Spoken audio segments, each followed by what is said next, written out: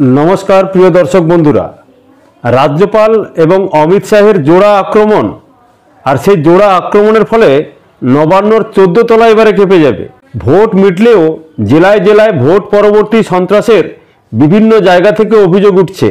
शासक दल तृणमूलेर बिरुद्धे এই অভিযোগে आगे থেকেই সরব ছিল বিরোধীরা।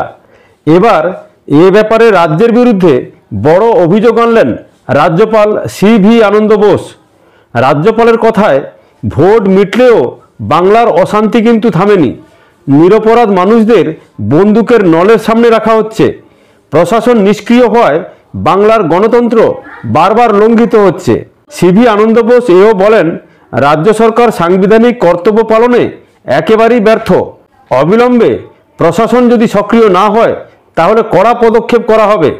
यदिओ राज्येर साংবিধানিক प्रधानेर एदिनेर এই বক্তব্যকে बीजेपीर प्रतिक्रिया बोले कटाक्ष करेছে तृणमूलेर मुखपात्र कुणाल घोष।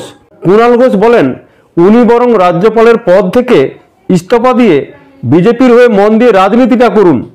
कुणालेर दाबी बांगलाय केउ घर छाड़ा नेই। भोटे हारेर पर नजर घोराते बीजेपी किछु लोकके कलकाताय एने थाका खाওয়ার व्यवस्था करे घर छाड़ार नाटक करছে। राज्यपाल निजेर दलेर সেই সতীর্থদের সঙ্গে দেখা করতে গিয়েছিলেন। राजभवनेर अदूरे माहेश्वरी भवने रयेछेन बीजेपीर এই घर ছাড়ারা। एदिन तादेर संगे देखा करेन राज्यपाल। परे बिकेल 4:30টায় राजभवने साংবাদিক बैठक करेन राज्यपाल सीवी आनंद बोस। उपद्रुत एलाकाय बाहिनी आरो किछुदिन राखार जन्य इतिमध्ये केंद्रीय स्वराष्ट्र मंत्रकेर दृष्टि आकर्षणও করেছে बीजेपी। এই ব্যাপারে বিরোধী দলনেতা শুভেন্দু অধিকারী অভিযোগ করেছিলেন বাহিনী থাকা সত্ত্বেও বিভিন্ন জায়গায় मारधर एवं भांगचुरेर घटना घटছে। बाहिनी चले जाওয়ার पर देखे नेওয়ার हुमकी दिচ্ছে। शुभेন্দুদের ওই অভিযোগের পরই অমিত শাহের দপ্তর এবারে রাজ্যের রিপোর্ট তলব করেছে বলে মনে করা হচ্ছে।